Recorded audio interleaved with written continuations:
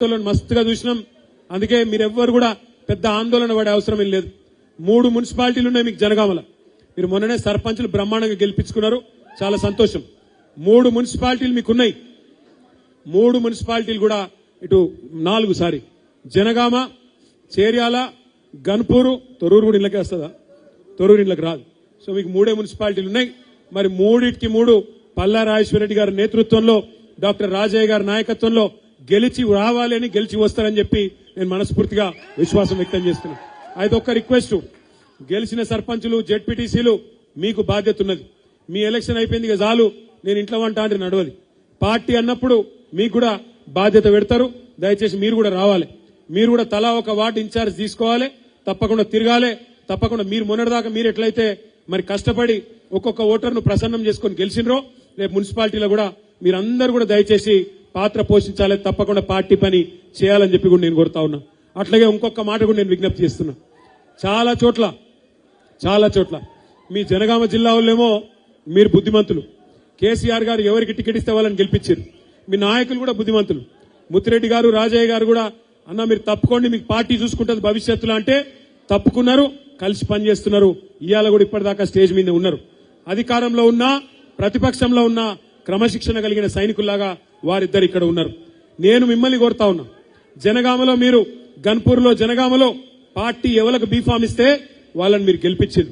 కానీ మొన్న మీరు గెలిచింది సర్పంచ్ ఎన్నికల్లో, అది క్వార్టర్ ఫైనల్. రేపు సెమీఫైనల్ రాబోతున్నది జిల్లా పరిషత్ రూపంలో. అటెన్క ఫైనల్ 2028లో ఉంటది. 2028లో ఫైనల్లో లేదా జిల్లా పరిషత్ లో యాది పెట్టుకోండి, కారు గుర్తు మీద ఎవరు వచ్చినా ఆలోచించద్దు. కారు గుర్తు కనవడంగానే కేసీఆర్ యాదికి రావాలి తప్ప అభ్యర్థి పొడుగున్నాడు, పొట్టిగున్నాడు, మంచోడు, షెడ్డోడు మనకు అనవసరం. కారు గుర్తు కనబడితే చాలు, కళ్ళు మూసుకొని ఒత్తురే ఉండాలి. ఉంటాయి, కుటుంబం అన్నాక సమస్యలు ఉంటాయి. కొంత అక్కడక్కడ అలుగుడు గులుగుడు ఉంటది, లేకపోతే అది కుటుంబమే కాదు. ఉంటాయి. ఇప్పుడు ఒక ఇంట్లో 4 మనుషులు ఉంటేనే సాయంత్రం ఏం కూర వండుకుందామంటే ఒకడు వంకాయ అంటాడు, ఒకడు బెండకాయ అంటాడు. ఉంటాయి పంచాయతీలు. కానీ ఇంట్లో అనుకోవాలి, కూర్చోవాలి, మళ్ళా కలిసి బోధినాలి, కలిసి కొట్లాడాలి. ఒక గట్లనే ఏమైనా గులుగుడున్నా అలుగుడున్నా టికెట్ ఇచ్చేదాకానే ఉండాలి. గులుగుడే, గుద్దుడేనా?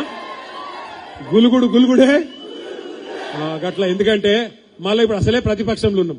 మళ్ళా మన గులుగుడు మన అలుగుడు కాంగ్రెస్ వానికి బీజేపీకి సంధి ఏది కదా. అందుకే దయచేసి నేను కోరేది, బీఫామ్ ఒక్కలకే వస్తుంది కాబట్టి ఆ వచ్చిన వాళ్ళు తప్పకుండా అన్ని ఆలోచించే వారికి పార్టీ టికెట్ ఇస్తుంది కాబట్టి కళ్ళు మూసుకొని కారు గుర్తు మీద ఎవరుంటే వాళ్ళు కేసీఆర్ అనుకొని ఓటు ఒత్తాలి. ఇక రెండో మాట సర్పంచ్ జర ఆగుర్రా భయ్. సర్పంచులు గెలిచిన సర్పంచులకు నా విజ్ఞప్తి, మిమ్మల్ని భయపెట్టే ప్రయత్నం చేస్తారు, మిమ్మల్ని బెదిరించే ప్రయత్నం చేస్తారు. ఏం చెప్తారంటే సర్పంచులకు మీరు కాంగ్రెస్ లో చేరకపోతే మీకు పైసలు ఇయ్యం, మీకు ఇది ఇయ్యం, అది ఇయ్యం అని బెదిరిస్తారు. నేను మిమ్మల్ని అందరినీ కోరుతున్నా, ఒకటే గుర్తుపెట్టుకోండి, మీకు సర్పంచులకు ఎవ్వల మేయర్బానితో పైసలు వస్తలేవు. ఎందుకంటే ఒక నియోజకవర్గానికి ఎమ్మెల్యే ఎట్లనో, రాష్ట్రానికి ముఖ్యమంత్రి ఎట్లనో, గ్రామానికి సర్పంచ్ కూడా అట్లనే. కాబట్టి మీకు ఎవ్వల మేయర్బాని అవసరం లేదు. మీకు రాజ్యాంగం ప్రకారం, డాక్టర్ బాబాసాహెబ్ అంబేద్కర్ రాసిన రాజ్యాంగం ప్రకారం మీకు డైరెక్ట్ గా ఫైనాన్స్ కమిషన్ నుంచి మీకు డబ్బులు వస్తాయి. రావాల్సిందే, అది మీ హక్కు, ఎవడి మేయర్బాని కాదు. మీ ఖాతాల మీకు కేంద్ర ప్రభుత్వం నుండి, రాష్ట్ర ప్రభుత్వం నుండి వచ్చే పైసలు ఇప్పించే బాధ్యత మాది. ఎందుకంటే అవసరమైతే సుప్రీంకోర్టు కన్నా పోతాం, కానీ మీకెవ్వలకు కూడా మీకు రావాల్సిన పైసలు ఇప్పించే బాధ్యత మాది. ఇలా కాంగ్రెస్ వన్ మేయర్బాన్ లేదు, బీజేపీ వన్ మేయర్బాన్ లేదు, ఇవ్వలేదేం లేదు. పల్లా రాజేశ్వరరెడ్డి నాయకత్వంలో, దయాకర్ రావు గారి నాయకత్వంలో, రాజయ్య గారి నాయకత్వంలో మీరు నడవండి. తప్పకుండా మీకోసం పార్టీ సుప్రీంకోర్టు దాకా కూడా అవసరమైతే కొట్లాడి మీ నిధులు మీకు ఇప్పిస్తుంది. ఎవరు భయపడద్దని కోరుతూ ఇక ముంగట ఆగురాబోయి దండం పెడతా. తర్వాత పేరున మళ్ళొకసారి మీకు ఆకలి అవుతుంది, నాకు అర్థమైంది.